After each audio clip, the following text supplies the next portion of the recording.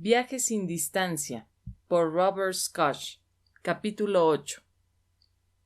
Los primeros 100 juegos de un curso de milagros le fueron enviados a Judy 7 semanas después. Cada uno estaba formado por 4 volúmenes.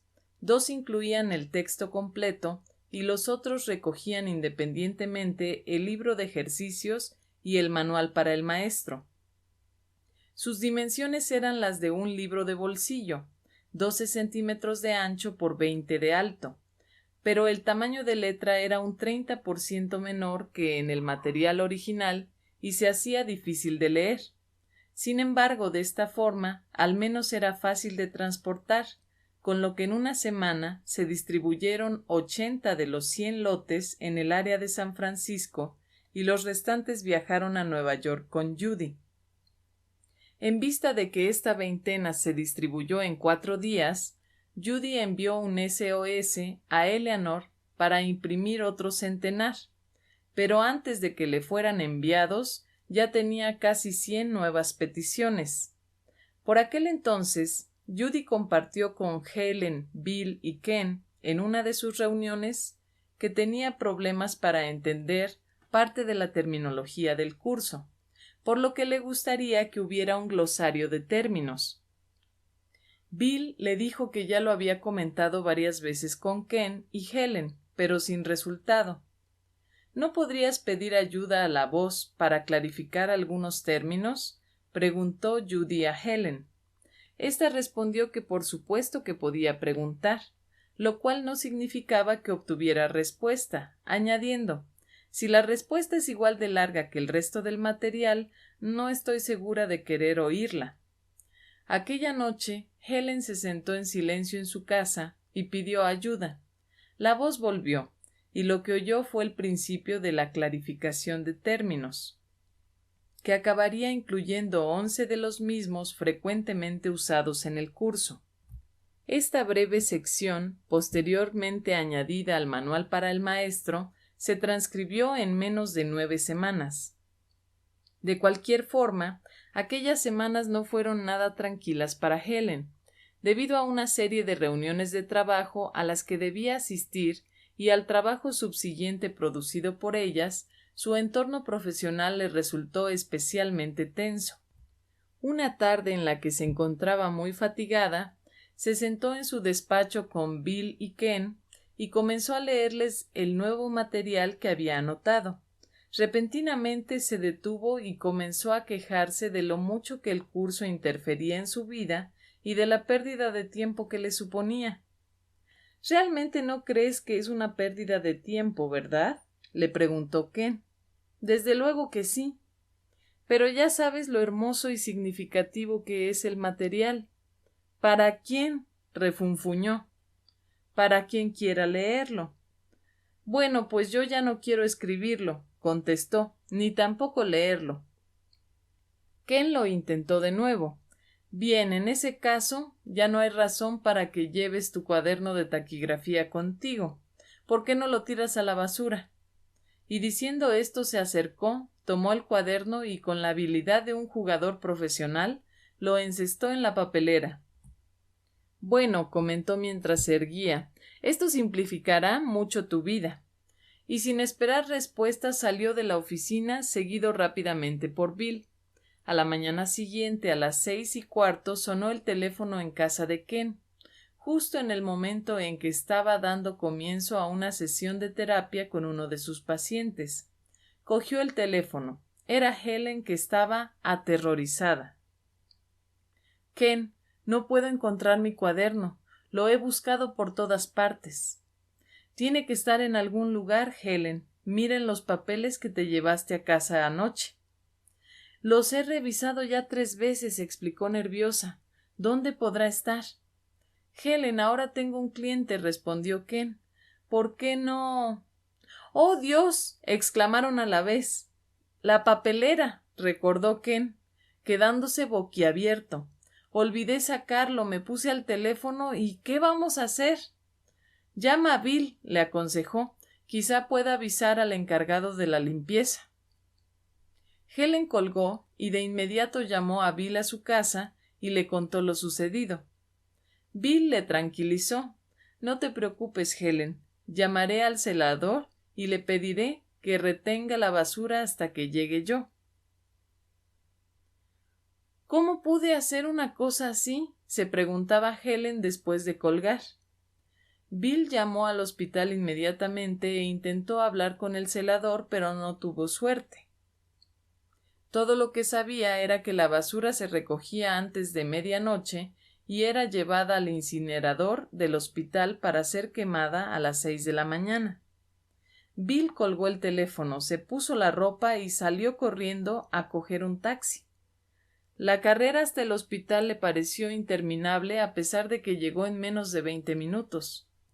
Aunque no pudo localizar al celador del edificio, encontró a un ayudante que le confirmó que el encargado normalmente incineraba la basura a las 6 de la mañana, aunque aquel día aún no le había visto. Bill le contó al ayudante la importancia del asunto, y éste le llevó al lugar donde normalmente almacenaban la basura antes de quemarla. Abrieron la puerta y Bill suspiró aliviado cuando vio la habitación repleta de bolsas llenas de basura. Debía de haber unas 40, y como todas eran parecidas, era imposible decidir por dónde comenzar la búsqueda. A Bill no le agradaba mucho la idea de registrar toda aquella basura que incluía todo tipo de sobras y excrementos de los animales de los laboratorios, pero sabía que tenía que hacerlo. Silenciosamente pidió ayuda y cogió 2 bolsas. El asistente tomó una y le dio la vuelta. Bill revolvió entre los desperdicios, pero no vio el cuaderno. Ayudó al asistente a rellenarla de nuevo y abrió la segunda bolsa. El asistente la vació e inmediatamente Bill localizó el cuaderno y dio gracias en silencio por el milagro. Cuando se estaban limpiando, el hombre que generalmente incineraba la basura entró apresuradamente. «Lo siento, llego tarde», dijo. «No me encontraba bien». Este episodio tuvo un impacto vital en Helen al convencerla del verdadero compromiso que tenía con el curso. No podía negar la sensación de pérdida que sintió al pensar que el cuaderno había sido destruido. Poco después de que pidiera los terceros 100 lotes de libros en edición de bolsillo, Judy recibió una llamada de una amiga que tenía una pequeña editorial y quería hablar con ella sobre la posibilidad de publicar un curso de milagros comercialmente. Judy sabía que no podía tomar ninguna decisión sin contar con Bill, Helen y Ken. Evidentemente esto significaba que cuando había alguna propuesta, solo tomaban decisiones después de que cada uno de ellos hubiera pedido ayuda a su guía interna, o como dice el curso, al Espíritu Santo. En la reunión siguiente, los 4 se sentaron en silencio y pidieron ayuda. Lo que los 4 escucharon fue que la amiga de Judy no debía editarlo. Siguieron este procedimiento media docena de veces a lo largo de los siguientes meses, porque a medida que más gente se enteraba de la existencia del curso y lo pedía, los editores comenzaban a mostrarse interesados. Judy sabía que el material tenía que ser publicado de forma adecuada, pero no tenía idea de cómo hacerlo. El número de gente que llamaba a la fundación para hablar con Judy acerca del curso siguió aumentando. Muchas eran personas a las que ya conocía, pero también había muchos desconocidos que habían oído hablar de los libros por un amigo. Otra gente a la que no había visto en años llamaba para preguntar cómo podría conseguir los libros que había visto en la casa de un amigo de un amigo. Lo más desconcertante era que el número de llamadas no guardaba ninguna proporción con el de los libros que habían sido distribuidos. Las fotocopiadoras deben estar haciendo horas extras, solía comentar Judy a Bob. Llamaba todo tipo de gente: psicólogos, educadores, pastores, gente del mundo de los negocios, estudiantes universitarios, católicos, protestantes, judíos, negros, blancos y orientales. La universalidad en la demanda del libro parecía ser total. En febrero de 1976, una vez más se agotaron los libros. la tercera partida de 100 lotes se distribuyó entre una lista de espera de gente que los había reservado antes de que Judy los recibiera. Pero cuando cada uno del círculo preguntó si se debían imprimir otra tanda igual, la respuesta fue no. No lo entendían porque la demanda iba en aumento en vez de disminuir, y no había otra forma de satisfacerla que no fuera imprimiendo más libros. Quizá la gente que viene a vernos hoy serán los indicados, suspiró Judy. Aquel grupo les fue presentado a través de John White, un viejo amigo de Judy, que era un respetado autor y editor. A medida que el grupo expresaba sus actitudes, intereses y creencias, a todo el mundo le pareció obvio que eran personas muy espirituales que podrían cuidar de la andadura del curso de manera responsable y digna. Los 4 tenían una sensación muy positiva y estaban entusiasmados con la idea de que gente tan adecuada les hubiera sido enviada para ayudarles a hacer el curso asequible de la forma menos comercial posible. Agradecieron a John que hubiera traído a sus socios, y Judy le dijo que volvería a contactar con él una vez que hubieran preguntado a su guía sobre aquel asunto. Después de que el grupo se hubiera ido, los 4 se sentaron en silencio y preguntaron si esas eran las personas que debían publicar el curso. La respuesta fue clara. Los 4 obtuvieron un sí, y las cosas se fueron dando. A la mañana siguiente temprano, sonó el teléfono y Bob lo cogió. La operadora le dijo que había una llamada personal para Judy desde México. Cuando Bob preguntó quién llamaba, la voz al otro lado de la línea telefónica se identificó como Reed Erickson. Bob recordó que era el fundador de la Fundación Educativa Erickson, en la que trabajaba Zelda, una amiga de Judy. Zelda Suplee le había presentado a Eric a Judy una noche hacía 3 años, y esta fue la única vez que Judy o Bob le vieron o hablaron con él. Bob soltó el teléfono y le dijo a Judy que tenía una llamada de larga distancia de Reed Erickson. ¿Eric? Parecía confusa cuando cogió el teléfono, pero Eric fue directamente al grano. Zelda le había enviado una copia del manuscrito original de un curso de milagros unos meses antes y quería decirle a Judy que su vida no era la misma desde entonces. Continuó hablando sobre la belleza del lenguaje, la verdad de las ideas y lo práctico de las lecciones, y dijo que estaba estudiando el curso con un grupo de amigos. Entonces la apremió para que publicara el material de forma inmediata y encuadernado en tapas duras con el respeto que merecía. Judy le dijo que ella y sus socios habían llegado a la misma decisión la noche anterior, pero que lamentaba no disponer del dinero necesario para publicarlo en ese tipo de encuadernación. No entiendes, Judy, replicó Eric. Te llamo para decirte que he sido guiado recientemente a vender una propiedad y con esos ingresos quiero financiar la primera edición en tapas duras de 5,000 lotes de un curso de milagros. Debe ser hecho de forma adecuada y tan pronto como sea posible. Judy se quedó con la boca abierta e inmediatamente llamó a Helen y a Bill para darles la noticia. ¿Ya lo ves, Judy?, dijo Bill con hilaridad. Realmente no hay ninguna clase de dificultad en los milagros. Cuando Judy volvió a reunirse con Bill, Ken y Helen después del fin de semana, ésta comentó que tenía la clara sensación de que como la fundación iba a editar un curso de milagros, deberían cambiarle el nombre. Investigación parasensorial es equívoco e inapropiado para el enfoque del curso. Aquella idea no se les había ocurrido a los demás, pero cuando Helen la mencionó, todos sintieron que tenía razón. Lo siguiente que hicieron fue preguntar cuál debía ser el nuevo nombre de la fundación. Aquella tarde, cuando se sentaron en silencio y preguntaron, no recibieron respuesta. Judy y Bill coincidían en que habían oído que el nombre debía cambiar, pero ni ellos ni Ken habían recibido respuesta directa a la pregunta. Decidieron que volverían a intentarlo en otro momento. Al día siguiente, Bill llamó a Judy para decirle que Helen había recibido un nombre la noche anterior. Sin preguntar nada, le había venido la imagen de una puerta de hierro forjado con una placa sobre ella. Cuando se acercó a mirar, pudo leer Fundación para... y luego venía un espacio en el que había escrito algo ilegible, aunque después se podía leer la palabra paz.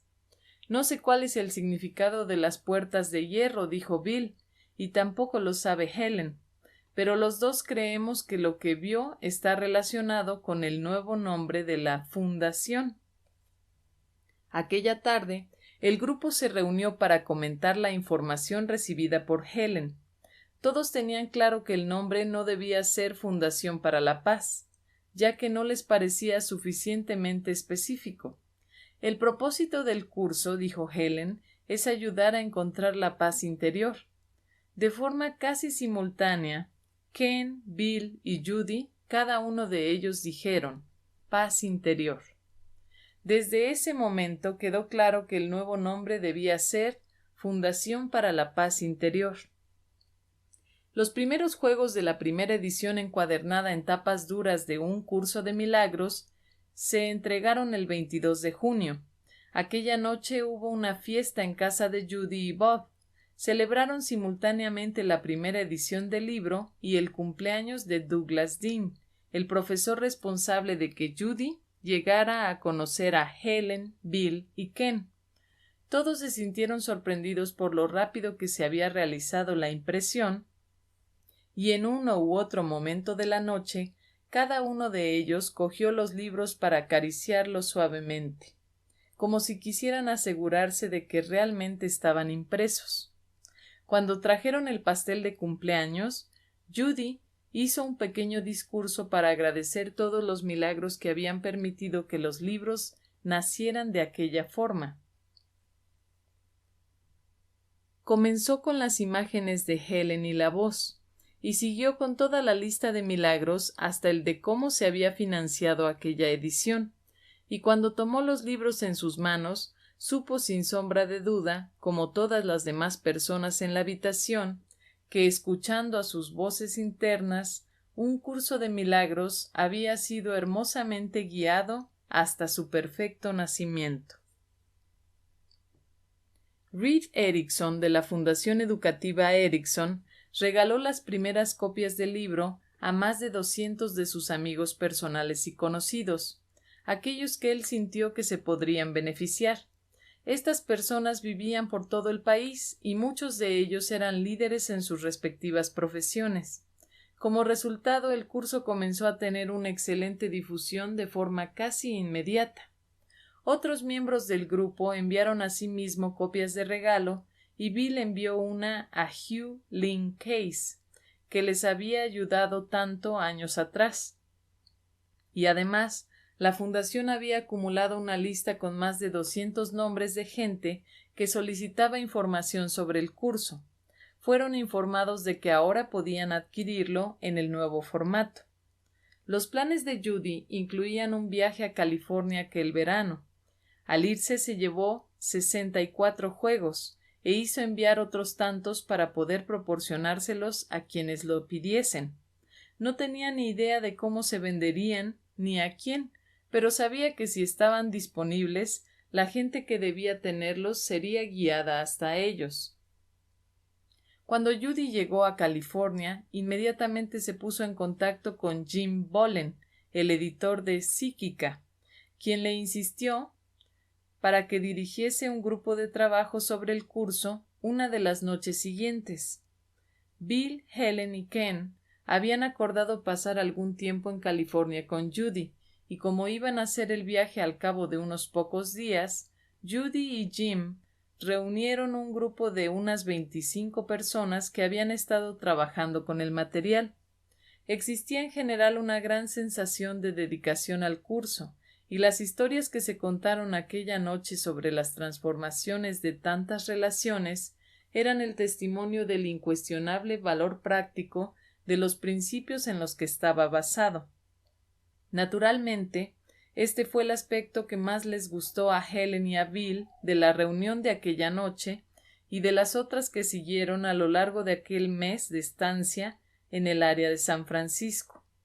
Les resultó también muy gratificante tener la oportunidad de conocer a Reed Erickson, que estaba de visita en esa ciudad en aquel momento. El 14 de julio se les presentó la oportunidad de celebrar el cumpleaños de Helen y hacer los honores a Eric por su especialísima intervención en la publicación del curso. A partir de la primera reunión, todo el mundo deseaba adquirir para sí ejemplares de la nueva edición. Judy se dio cuenta de inmediato de que los 128 lotes que había traído consigo no iban a ser suficientes para todos los que querían libros. A la mañana siguiente llamó a Nueva York y pidió que le enviaran otros 100 juegos. A mediados de julio comenzaron a llegar pedidos por correo solicitando el curso, de modo que cada día Bob abría 3 o 4 sobres con peticiones de libros. Entonces se autoproclamó presidente del Departamento de Atención Postal de la Fundación, lo que significaba que cada día cuando llegaba a casa después de trabajar todo el día en la agencia de inversiones, abría el correo, escribía las etiquetas de envío y las fichas para el archivo, y mandaba las primeras a Long Island, que era el lugar donde estaban almacenados los libros y desde donde se enviaban. A Bob le resultaba desconcertante comprobar que gente de zonas donde el curso no había sido introducido pudiera haber oído hablar de los libros con tanta rapidez.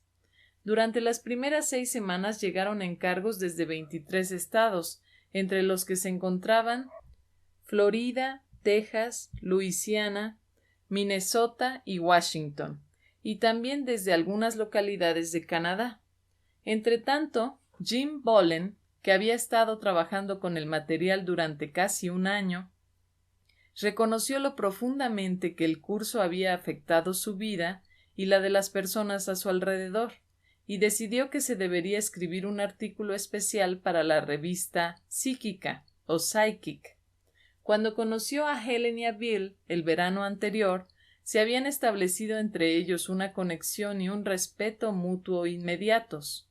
Especialmente Helen mostraba un cariño particular por Jim y le gustaba estar con él. Sin embargo, cuando les dijo a Helen y a Bill que quería hacer un artículo sobre el curso y que le gustaría que ellos fuesen parte del artículo, Helen se resistió de forma inmediata. Bill reconoció que ella reaccionaba así debido al miedo, pero tuvo que reconocer que él tampoco tenía una sensación muy positiva hacia aquella idea. Judy, por otro lado, sentía que los lectores de Jim eran justo el tipo de gente a la que le interesaría mucho leer sobre el curso. Así que hicieron lo que el curso pide que se haga constantemente. Se sentaron en silencio y preguntaron a su ser interno si debería hacerse el artículo.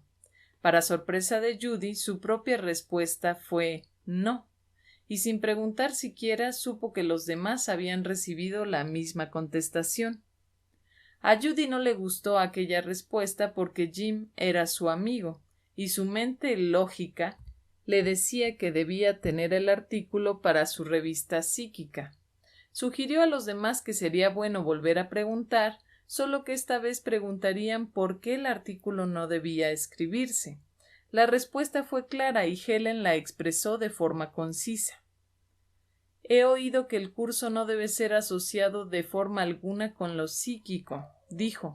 Su impulso es espiritual, metafísico y psicológico, y no debe confundirse con lo psíquico. La claridad del mensaje no dejaba lugar a dudas, y aunque tanto Judy como Jim se sentían decepcionados, ambos sabían que la respuesta recibida era correcta. A lo largo de las 5 semanas siguientes, Judy fue invitada a hablar sobre el curso en una serie de reuniones en la zona de la bahía de San Francisco. Las solicitudes provenían de grupos de educación para adultos, grupos de psicología, organizaciones espirituales o de estudiantes del curso que habían formado sus propios grupos de estudio. En todas estas charlas, al igual que en las organizadas por Jim Bollen a principios del verano, destacaban la dedicación y la firmeza de propósito de una forma que Judy nunca había visto antes cuando daba conferencias sobre temas relacionados con parapsicología. Cuando Judy regresó a Nueva York a finales de agosto, casi 400 juegos de libros habían sido pedidos por correo. Llegaban 3 o 4 solicitudes diarias y aunque seguían llegando más de California, donde Judy, Bill, Helen y Ken habían estado aquel verano, era evidente que la información se estaba extendiendo por todo el país de boca en boca. Por ejemplo, llegaba una orden de envío de una ciudad de Oregon y a las pocas semanas comenzaban a llegar más desde la misma ciudad. Entretanto comenzaron a surgir espontáneamente grupos de estudios sobre un curso de milagros en muchos puntos del país como Nueva York, Long Island, Chapel Hill, Houston, Washington, D.C., Chicago y en el norte y sur de California. En estos grupos, los estudiantes se reunían para compartir experiencias y ayudarse mutuamente a aprender a vivir según los principios del curso. En aquel tiempo, Judy recibió invitaciones de diversos grupos de Nueva York para introducirlo. Cada vez que recibía una invitación, preguntaba a Bill y a Helen si querían acompañarle, y cada vez obtenía de ambos el mismo previsible «no, gracias» por respuesta. Sin embargo, en noviembre, cuando pidieron a Judy que diera una charla sobre el curso en el Club de Parapsicología de las Naciones Unidas, Bill finalmente decidió ir con ella. No le importaba mientras se tratara de un grupo reducido de gente, ya que no creía que ningún miembro de la ONU tuviera algo que ver con el hospital en el que trabajaba. En aquel mismo mes, Bill recibió una llamada de Hugh Lynn Case, agradeciéndole mucho los ejemplares que había recibido como regalo, y le dijo que creía que realmente era uno de los documentos metafísicos más importantes que conocía.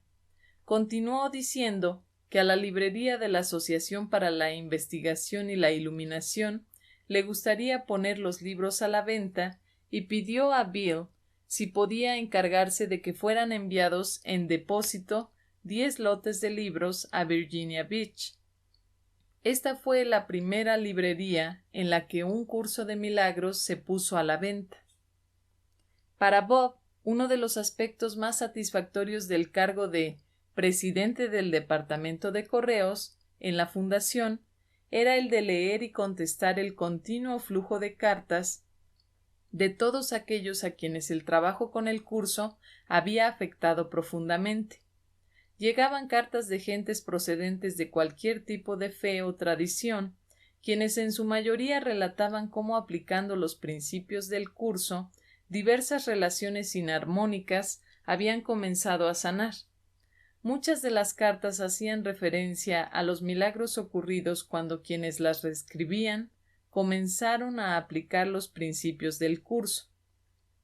Milagros que les ayudaron a cambiar radicalmente la dirección de sus vidas. Milagros que siempre tenían como base la percepción recientemente adquirida de que el amor está siempre presente.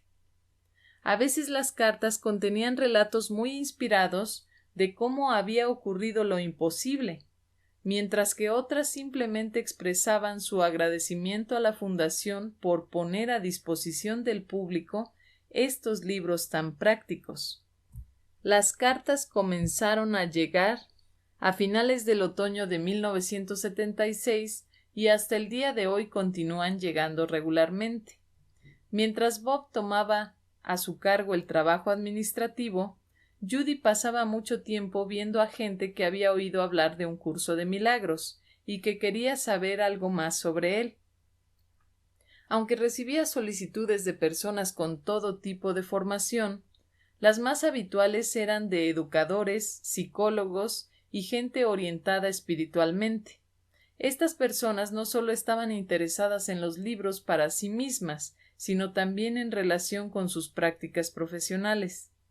La atracción hacia los libros por parte de este tipo de gente fue precursora de cómo serían las cosas en el futuro, porque a medida que el curso se extendía por el país, habría muchas solicitudes de practicantes de esas profesiones. Helen, Bill, Ken y Judy siguieron dedicando 3 tardes a la semana a reunirse, algo que ellos consideraban un deber sagrado.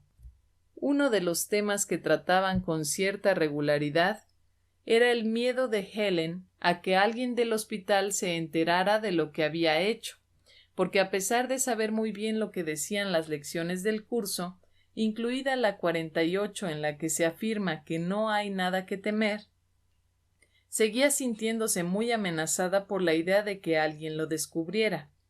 De hecho, el que fuera cada día al hospital y funcionara de forma muy productiva a pesar de sus miedos era un mérito de su capacidad profesional. Una tarde, en una de aquellas reuniones, Judy recibió una llamada de Jim Bolen que estaba rebosante de entusiasmo. Relató a Judy cómo el curso le había ayudado a abrirse a muchas ideas que antes le producían mucho temor, y que quería compartir este nuevo mundo lleno de dones con sus lectores. Por lo tanto, estaba examinando con su socio la posibilidad de ampliar el ámbito de intereses de la revista para incluir otros temas además de lo psíquico, y quería contarles que la idea que habían comentado en el pasado de cambiar el nombre de la revista ahora era más que probable. Dile a Bill, añadió, que el nombre que él sugirió espontáneamente cuando hablábamos del tema es el que hemos elegido para la nueva revista ampliada. ¿Quieres decir nuevas realidades?, preguntó Judy. Eso es, contestó Jim, que nos gustaría inaugurar el nuevo formato con la primera presentación pública de un curso de milagros. Cuando Judy, Helen, Bill y Ken se reunieron para preguntar sobre la idea de sacar un artículo en Nuevas Realidades, la respuesta que todos recibieron fue afirmativa. Helen, sin embargo, no se sentía muy alegre y comenzó a repasar su letanía de objeciones. Bill le aseguró que permanecería en el anonimato, que Jim no imprimiría nada que ellos no aprobasen y que el curso iba a acabar estando expuesto al público muy pronto en cualquier caso. De esta forma, dijo, sabremos que lo que se escriba será exacto y no sensacionalista. Una de las personas que había comenzado a trabajar con el curso en otoño de 1975 era un periodista de 30 años, amigo de Judy, llamado Brian Van der Host. Brian era columnista de Village Voice, un popular semanario neoyorquino especializado en noticias curiosas e informes de investigación. Judy y Brian se conocieron a principios de 1975 cuando él la había entrevistado mientras reunía material para una historia que estaba preparando sobre los fenómenos psíquicos. Aunque después de aquello no se vieron con frecuencia, hablaban por teléfono de vez en cuando y se habían hecho amigos. Cuando Jim Bolen preguntó a Judy si tenía alguna sugerencia respecto a un posible autor para el artículo sobre un curso de milagros en Nuevas Realidades, ella inmediatamente pensó en Brian. Sabía que había estado trabajando seriamente con el curso y que había experimentado muchos cambios positivos en sus relaciones. Aunque Jim no conocía a Brian personalmente, conocía su excelente reputación de reportero, por lo que decidió llamarle y hacerle la propuesta. La reacción de Brian a la sugerencia de Jim fue inmediata y entusiasta. Un artículo sobre el curso era algo en lo que realmente se podía meter a fondo y disfrutar. Con la ayuda de Judy, Brian hizo una larga lista de 20 personas, cada una de las cuales tenía una destacada reputación en su área de actividad. Entre ellas había educadores, psicólogos, hombres de negocios, escritores y un médico. El artículo se escribiría sobre algunos de aquellos personajes y su contenido trataría de cómo el curso había afectado sus vidas hasta aquel momento. Mientras Brian comenzaba a preparar su artículo, Jim Bolen llamó a Judy y le dijo que habían decidido que querían incluir una extensa entrevista con ella en el primer número de la revista Nuevas Realidades. «Venga ya, Jim, tu revista entrevista a gente como Richard Bach, no a Judy Scotch. Jim le explicó que aunque no lo reconociera, su trabajo en parapsicología había hecho que su nombre resultara muy familiar a los lectores de la revista, y que un relato aparte acerca de su papel en la publicación del libro sería muy apreciado por los lectores de la revista. Dijo también que una entrevista de este tipo añadiría impacto al artículo que Brian estaba escribiendo. Jim tardó casi 1 hora y tuvo que utilizar su lógica más persuasiva para que Judy consintiera en preguntar a su voz interna qué debía hacer. Asimismo, Judy contó a Helen y a Bill el proyecto de Jim, y ellos acordaron preguntar también. Para su sorpresa, la respuesta que recibió Judy fue un enfático sí, mientras que Helen y Bill escucharon una respuesta igualmente afirmativa. Entretanto, a primeros de mayo, la organización de Hugh Lynn Case, la Asociación para la Investigación y la Iluminación, envió el número de marzo de su periódico. En él iba impreso el primer comentario sobre el curso. Esto es un extracto. Los 3 libros constituyen uno de los sistemas de verdad espiritual más destacables a los que se puede acceder hoy en día en el mundo de la metafísica. Es una obra de revelación del siglo XX, cuyo ámbito virtualmente no tiene límites. Quienquiera que busque a Dios y que haya estudiado la literatura metafísica, el nuevo pensamiento o los misterios de las religiones de Oriente u Occidente, debería leer Un curso de milagros. Poco después de la aparición del comentario, la librería de la asociación pidió 50 juegos. Para Bill, esta era una de las señales por las que deberían tratar el tema de una nueva reimpresión del curso. De los 5,000 juegos que fueron impresos, quedaban unos 2,500, los cuales bastarían para los 6 meses siguientes si se mantenía el ritmo de la demanda.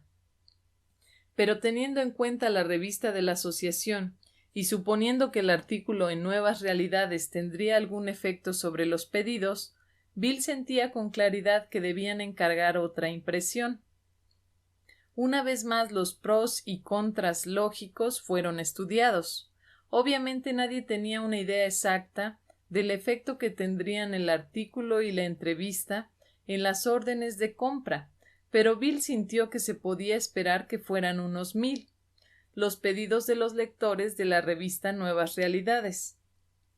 Bob pensó que aquella era una estimación muy optimista para una revista con una tirada de 14,000 ejemplares, y después de la típica discusión infructuosa, preguntaron en su interior. Cada uno de ellos escuchó que se debían encargar otros 5,000 ejemplares, pero Bill escuchó además que debían ser encargados de forma inmediata. Cuando Bob llamó para encargarlos, le contestaron que tardarían 3 meses en entregar los libros. Es perfecto, dijo Bob. Esto nos pone a mediados de junio. No los necesitaremos hasta 2 meses después. ¡Qué poco sabía entonces! Al final del artículo de Brian, la revista imprimió un recuadro con la información de cómo obtener el curso y 5 días después de que el número fuera enviado por correo, la fundación comenzó a estar abarrotada de pedidos. Para Bob, esta fue la señal de que debía renunciar a su puesto de presidente de la sección de envíos postales y la fundación contrató a una secretaria para gestionar los pedidos y la correspondencia, ya que ambos parecían ir en aumento. A mediados de junio, Bob vio que escaseaban los libros, el encuadernador estaba teniendo algún problema y los envíos se retrasarían de 4 a 6 semanas. No había otra cosa que hacer que procesar el correo y preparar las etiquetas hasta que fuera servida la segunda remesa de libros. Cuando los nuevos libros estuvieron listos a finales de junio, ya había más de 1,000 pedidos acumulados. Nadie podía creérselo. Una revista que tenía una tirada de 14,000 ejemplares era responsable de 3,500 pedidos en un periodo de 4 meses. Otra reimpresión de 7.500 juegos de libros, que fue encargada tan pronto como se recibió la segunda, llegó en octubre. Por entonces los pedidos llegaban a un ritmo de unos 25 diarios, y había una serie de librerías que habían solicitado poner el libro a la venta. La cuarta reimpresión de 10.000 juegos se sirvió en enero de 1978, y entonces se pudo abastecer a los libreros especializados en temas metafísicos. Evidentemente, la información sobre el curso se transmitía de boca en boca. 3 meses después de la edición de los artículos en Nuevas Realidades, se habían recibido pedidos de los 50 estados, así como de numerosos países del extranjero, entre los que se contaban Australia, India y Sudáfrica. Además, todos los días llegaban cartas de agradecimiento de gente que contaba cómo el curso ya les había ayudado a sanar relaciones que antes daban por perdidas. Para Helen y Bill, este fue el momento de tocar fondo. Las cartas eran un premio a los 10 años que habían pasado recibiendo, transcribiendo y cuidando el material. Hasta el día de hoy aún no se ha hecho ninguna publicidad remunerada del curso. Sin embargo, hay muchos profesionales que trabajan con él y le comentan en muchas de las conferencias que realizan regularmente. Así, un psiquiatra puede dirigirse a un grupo de salud holística o un psicólogo puede dar un seminario de transformación personal, describiendo cada uno de ellos la forma en que el curso ha influido en su vida. De esta manera, cada uno ayuda a extender el conocimiento del curso, que tal como uno de los conferenciantes afirma, es uno de los documentos más importantes del siglo. Capítulo 9. La historia detrás de un curso de milagros tiene algún significado especial por sí misma o es simplemente el sensacional relato de algo extraordinario que ocurrió a dos personas que de alguna manera pueden haber sido diferentes al resto de nosotros? El nacimiento del curso realmente puede ser considerado como un milagro tal como los describe el curso mismo, ya que fue traído a la vida a través de dos personas que parecían estar atrapadas en una relación insoportable, que pidieron otra forma mejor de relacionarse y unidos por ese propósito trabajaron en completa armonía. El nacimiento del curso ilustra de forma conmovedora uno de los 50 principios de los milagros del texto que afirma: los milagros ocurren de forma natural como expresión del amor. Todo lo que viene del amor es un milagro. Y no cabe duda de que el amor total fue la base de esa faceta de la relación entre Helen y Bill. La Fundación para la Paz Interior ha recibido cientos de cartas de gente que describe cómo han cambiado sus vidas cuando empezaron a vivir según los principios del curso, es decir, cuando comenzaron a actuar desde el amor en vez de reaccionar desde el miedo. Cada carta es distinta y sin embargo es la misma. ¿Cómo funciona? Si describimos un incidente en la vida de una persona que intenta vivir de acuerdo a los principios del curso, podremos tener una idea de lo que significan los milagros y del tipo de ellos que se pueden esperar cuando uno realmente cree la explicación de la lección 77 del libro de ejercicios. Tengo derecho a los milagros. En 1975, el doctor Gerald G. Jampolsky, de Tiburon, California, tenía 50 años y era un psiquiatra de prácticas eclécticas y gran éxito profesional. Por ser amigo íntimo y socio de Judy, fue uno de los primeros que recibieron las fotocopias del manuscrito. Le llegaron en un momento especialmente apropiado, pues acababa de pasar por un traumático divorcio y estaba dándose a la bebida. En medio de todo ello, había empezado a preguntarse cuál era su propósito en la vida y estaba reevaluando seriamente su forma de vivir y sus valores.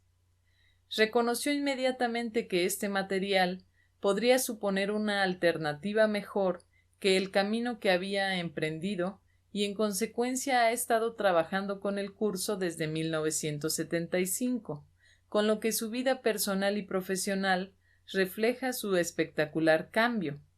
Jenny, tal como le conocen sus pacientes y amigos, es sin duda el más conocido de los médicos que han hecho una exposición pública del curso y usado sus principios sistemáticamente en su práctica profesional. Poco después de recibir el curso, Jenny fundó una organización no lucrativa llamada Centro para la Curación a través de la Correcta Actitud. En el centro se utilizan los principios de un curso de milagros para ayudar a los niños convalecientes de accidentes a cambiar la percepción sobre su enfermedad. Gran parte de los cuidados y terapias están basados en las lecciones del libro de ejercicios y casi a diario los niños se sientan juntos y hablan de cómo librarse de sus miedos para encontrar la paz. Un día, Jenny recibió una llamada de una madre cuyo hijo había sido víctima de un terrible accidente. Le contó que su hijo había sido atropellado por un tractor. Había estado en coma durante 41 días y ahora, aunque estaba fuera de peligro, estaba ciego y tenía el cuerpo totalmente paralizado excepto el brazo izquierdo. Joey está terriblemente deprimido, dijo. No sabemos qué hacer. ¿Nos puede ayudar? ¿Dónde está ahora? Preguntó Jenny. En casa, con nosotros, contestó la madre, pero le van a trasladar a un hospital de Los Ángeles para intentar con él una terapia diferente. Aunque aquella familia vivía a 500 kilómetros al norte, Jenny escuchó que su voz interna le decía que debía ver a esta familia, por lo que voló a Eureka, alquiló un coche en el aeropuerto y condujo los restantes 100 kilómetros para poder estar con Joey y sus padres, solo para saber si podía ayudarles. Jenny, que sabía bien que el cambio vivido en su práctica médica y en toda su vida se debía a su compromiso con el curso, comenzó a compartir con la familia algunos de los conceptos del material. Explicó en detalle el significado de la lección 108. Dar y recibir son en verdad una sola cosa, e intentó grabar en ellos el concepto de que ayudar a los demás es ayudarse a sí mismo. Aunque todo te pueda parecer terriblemente desolador, le dijo a Joey, siempre es posible encontrar a otros a quienes ayudar, y descubrirás cómo ayudarte a ti mismo cuando encuentres gente a la que puedas ayudar. Al día siguiente, Joey fue trasladado a un hospital de Los Ángeles y cuando Jerry telefoneó a su madre para seguir el caso, ella le dijo que los pronósticos no eran favorables. Sin embargo, unos 10 días más tarde, Jerry recibió una llamada de la madre de Joey. Tengo que contarle un milagro. Y comenzó a describirle cómo Joey se sentía tan deprimido a su llegada al hospital que pensaban que simplemente se iba a dejar morir. Estaba en un estado terrible y nada le podía animar. Yo no sabía qué hacer, continuó. Me quedé junto a su cama totalmente desesperada, intentando pensar cómo podía ayudarle. Y entonces, de repente, me acordé lo que usted comentó sobre ayudar a otros. Lo único que se me ocurrió fue pensar en un niño de 2 años que estaba 5 camas más allá de Joey y que se había pasado llorando toda la mañana. Evidentemente estaba muy enfermo y las enfermeras no parecían poder ayudarle. De hecho, el niño parecía sufrir una regresión, porque se asemejaba más a un recién nacido que a un niño de 2 años. Las enfermeras lo intentaban todo con él, lo llevaban a caminar, le daban palmaditas, pero no conseguían nada, y los llantos molestaban a toda la sala. Bien, sin pensarlo, fui a la cuna del niño y sin saber casi lo que hacía, lo cogí en brazos, lo llevé a la cama de Joey y lo deposité sobre el pecho de mi hijo, con la cara hacia abajo mientras seguía gritando y llorando. Por un instante Joey se asustó y se agazapó, pero de forma inmediata levantó la única parte de su cuerpo que podía mover, su brazo izquierdo, y puso su mano en la espalda del niño, comenzando a acariciarle y calmarle, hasta que cesó el llanto y el niño quedó dormido. Joey sonreía y el niño también parecía sonreír. Las enfermeras vinieron y contemplaron a los dos allí juntos y dijeron: «Es un milagro. ¿Por qué no se nos ha ocurrido antes?». En unos días pusieron en marcha un nuevo programa en aquella misma sala, permitiendo que los niños se ayudaran entre sí. Toda la sala se volvió un lugar alegre. ¿Inesperado? En absoluto, pues como el curso afirma, los milagros ocurren naturalmente como expresiones del amor. Los detalles, el hecho de que Joey recuperara finalmente el habla y las habilidades motoras, puede que no fueran previsibles, pero el desarrollo general de los acontecimientos no les pareció extraño a quienes estudian y practican las lecciones de un curso de milagros. El sistema de creencias del curso produce un estado mental en el que se espera que ocurran milagros, porque los milagros son naturales. Uno se puede preguntar, ¿qué es un milagro exactamente en el contexto del curso? Los comentarios de Bill Thetford han sido muy valiosos para muchos estudiantes. En ellos afirma: los 50 principios a comienzos del texto son pistas para tener la sensación de lo que es un milagro. Los 50 principios son un resumen de lo que dice el texto completo. Para mí, un milagro es simplemente la salida creativa a un problema. Cuando el curso dice «no hay ninguna clase de dificultad en los milagros», quiere decir que no existe ningún orden de dificultad en la resolución de los problemas, y como todos los problemas son el resultado de negar la existencia del amor, entonces la mejor definición de milagro es un cambio en la percepción que permite apartar los bloqueos a la conciencia de la presencia del amor. Quienes estudian el curso concluyen que lo que realmente están haciendo es aprender a percibir de otra forma. Deben desaprender un sistema basado en la creencia en la realidad física, pues el curso afirma que nuestra única realidad es el espíritu, y nuestro conflicto viene de vacilar entre los dos sistemas de pensamiento. Una creencia mantiene que nacemos en cuerpos durante un breve tiempo para experimentar ciertas alegrías, dolores, felicidad o pena y finalmente morir. La otra creencia, la del curso, es que somos creados a imagen de nuestro Creador, que es el Espíritu. En realidad no somos cuerpos, sino expresiones del pensamiento de Dios. Aunque nuestra herencia natural es un estado de amor, hemos elegido soñar que estamos separados de nuestro origen, y al hacerlo pensamos que hemos pecado. Nuestra culpa está basada en esa percepción errónea, y de ella proviene el miedo. Podemos aprender a liberarnos de ese miedo y deshacer nuestro equivocado sentido del pecado y la culpa solo a través de la práctica del perdón, porque perdonando a otros es como aprendemos a perdonarnos a nosotros mismos y así nuestras ilusiones de separación pueden ser curadas. Como dice el curso, toda curación implica reemplazar el miedo por el amor. ¿La voz que Helen oía dictando el curso era realmente Jesucristo?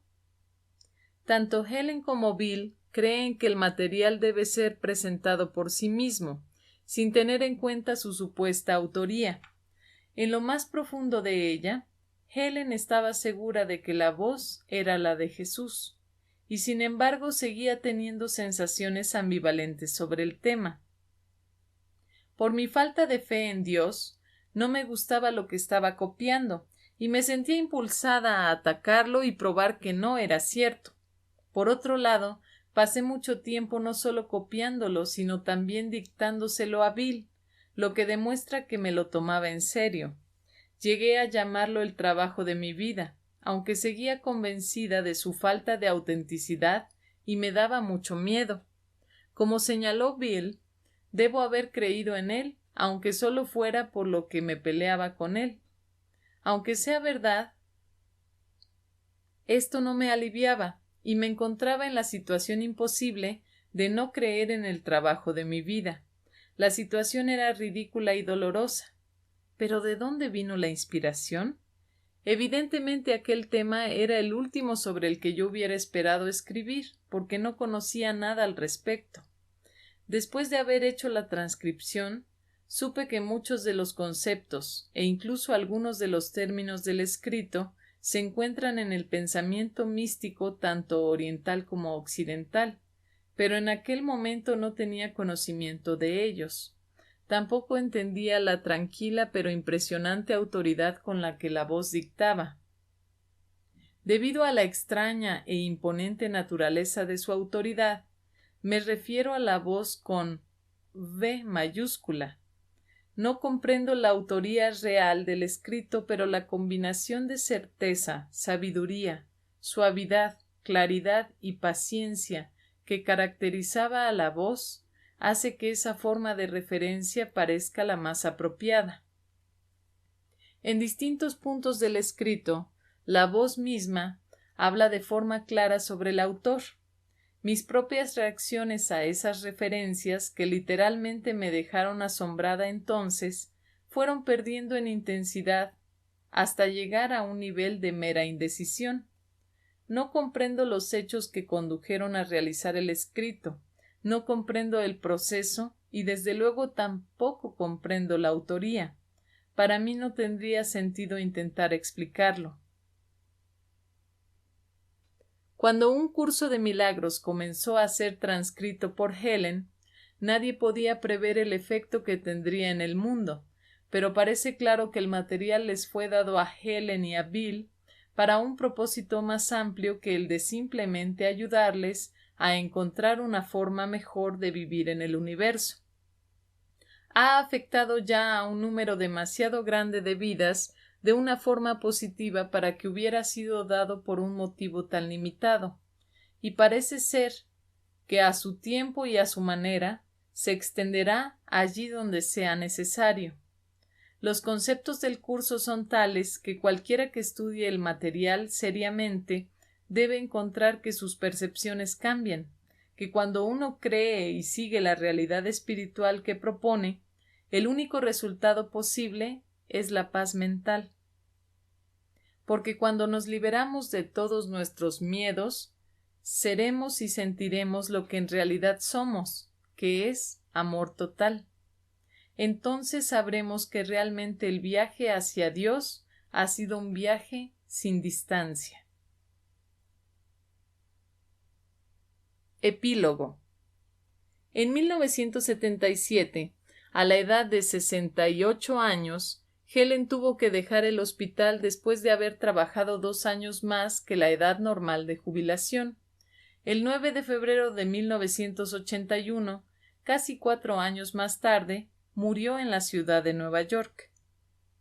Al año siguiente, en memoria de Helen, la Fundación para la Paz Interior publicó Los Regalos de Dios, la colección completa de la poesía de Helen, escrita entre 1971 y 1978. Aunque la poesía no fue escrita exactamente de la misma manera que el curso, muchos de los poemas tienen la misma cualidad de inspiración que este. En 1978, Bill se jubiló anticipadamente y se trasladó a California, donde trabajó en una consulta privada y ayudó a escribir y editar algunos libros con Jerry Jampolsky. Murió de un repentino ataque al corazón el 4 de julio de 1988. Judy se trasladó a California en 1978. En la actualidad dedica la mayor parte de su tiempo a supervisar las diferentes traducciones del curso. En 1983, Ken creó la Fundación para un Curso de Milagros que se dedica a enseñar los principios del curso y tiene su base en Roscoe, Nueva York. Los estudiantes del curso siguen formando grupos espontáneos y autónomos que se reúnen regularmente para comentar y estudiar el material. La Fundación para la Paz Interior no tiene forma de saber cuántos grupos de este tipo existen, pero se cree que hay más de 2000 en todo el mundo. En febrero de 1993, la primera traducción al castellano fue publicada por la Fundación para la Paz Interior. En diciembre de ese mismo año, había otras 14 traducciones en marcha y las ediciones en lengua alemana, portuguesa y francesa listas para distribuirse durante 1994 y 1995. Fin.